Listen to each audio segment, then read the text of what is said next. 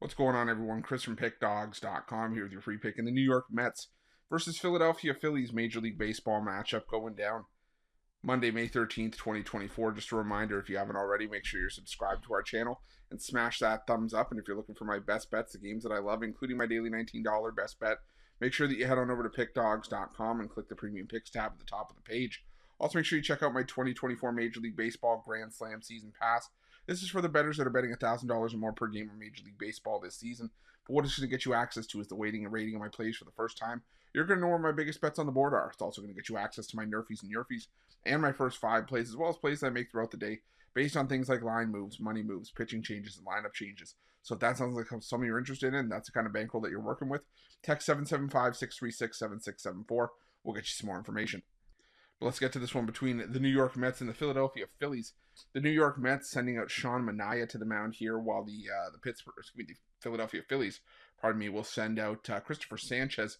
And the thing about Sean Manaea is that he's been inconsistent at times this season. There's been times where he's looked really good, and there's been times where he's struggled. His worst start of the year came at home back on April 13th against the Kansas City Royals at home, where he gave up 8 runs, 6 earned on 9 hits over 3 2/3 innings of work.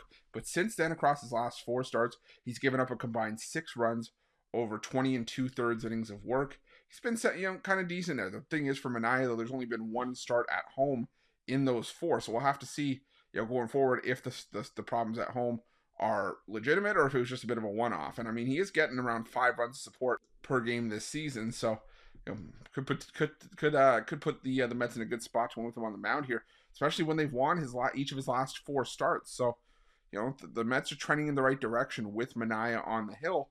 The problem here for me, though, is that you got Christopher Sanchez on the other side, who's been inconsistent in his own right, and the majority of his success has come at home.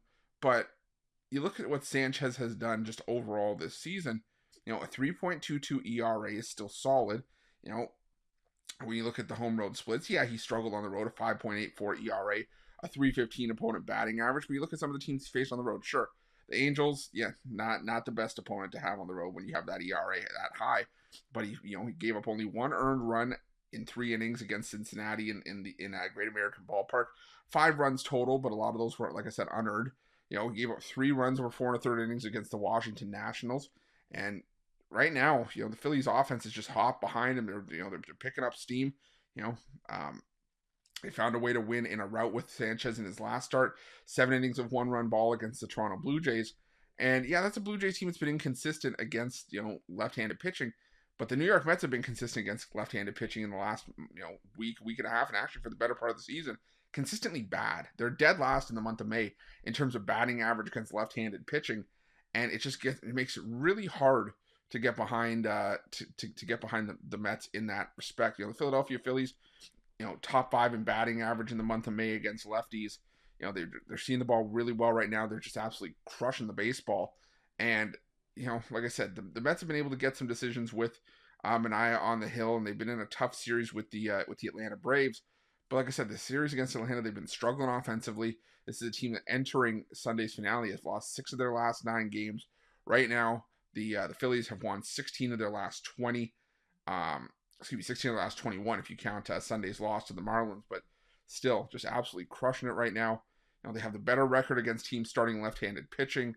They've been solid on the road. They've been decent within the division. It's really hard for me to go against the Phillies here.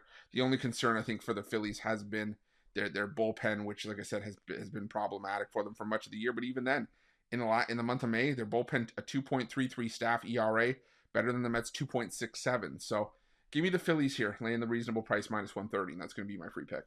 But just a reminder, if you haven't already, make sure you're subscribed to our channel and smash that thumbs up. And if you're looking for my best bets, you can find those at Pickdawgz Premium. While you're Pickdawgz, check out our betting tools. They're 100% free. They're the best betting tools in the business, and tools that you want to make sure that you have in your back pocket when you're making your best bets for the day's action. And while you're at our YouTube channel, make sure you have notifications turned on so you can be the first to be in the know when the newest content drops here at Pickdawgz. Thanks for watching. See you guys soon.